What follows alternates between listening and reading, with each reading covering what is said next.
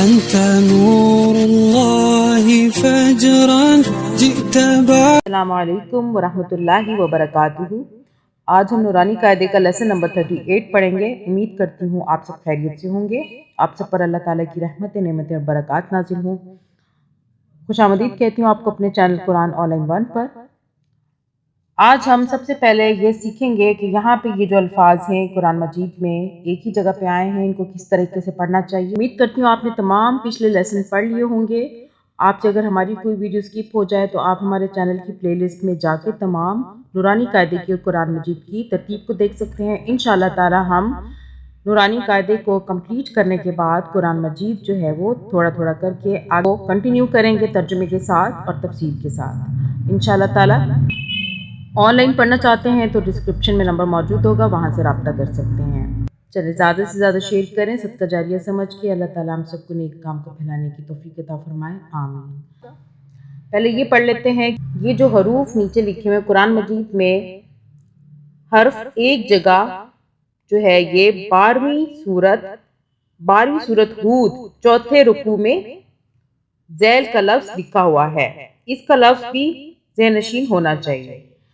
اب یہ پڑھتے ہیں مجریہا، یہ ایک لفظ ہے سورۃ ہود میں اور آیت نمبر 41 اگر دیکھیں تو وہاں پہ لکھا ہوا ہوگا میم جیم زبر مج، را کھڑا زیر رے، ہا الف زبر ہا، مجریہا۔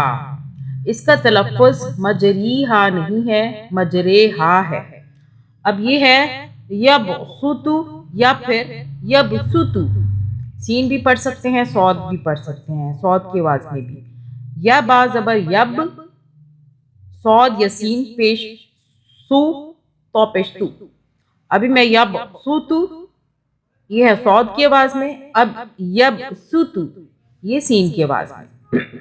اس لفظ میں خواہ صاد پڑھیں یا سین پڑھیں، دونوں جائز ہیں۔ یہ بھی اسی طرح با صاد زبر بس، تو زبر تا، تا دو زبر تن، بستتن یا پھر بستتن۔ پارہ 8واں سورہ اعراف رکوع 9 میں ہے۔ ہا پیش ہو، میم لام پیش مل، ہمل، میم پیش مو، ہمل مو، صاد یا زبر یا پھر سین یا زبر، مصی، تو زیر تی، ہمل مصیتی، را واو پیش رو، نون زبر نا، ہمل مصیترون۔ یہاں پہ صاد پڑھیں سین پڑھ سکتے ہیں۔ سین کی آواز میں پڑھتی ہوں دوبارہ، ہمل مصیترون۔ اب صاد کی آواز میں ہمل مصیترون۔ پارہ 27 رکوع 2 میں ہے۔ یہاں بھی اس طرح بازر بھی میم پیش مو، بیمو، صاد یا زبر سوئی، بیم سوئی، تو زیر تی، را دو زیر رن، بیم سوئی تیرن۔ ٹھیک ہے، سین پڑھیں، صاد پڑھیں۔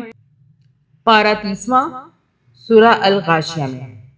اب یہاں پہ پارہ جو ہے وہ 17 سورہ انبیاء رکوع 6 میں ننجل مؤمنین جو ہے، ننجل مؤمنین کو یوں لکھا گیا ہے کہ اس میں نون اور یہ نون اس طرح سے لکھا ہے، ننجل مؤمنین۔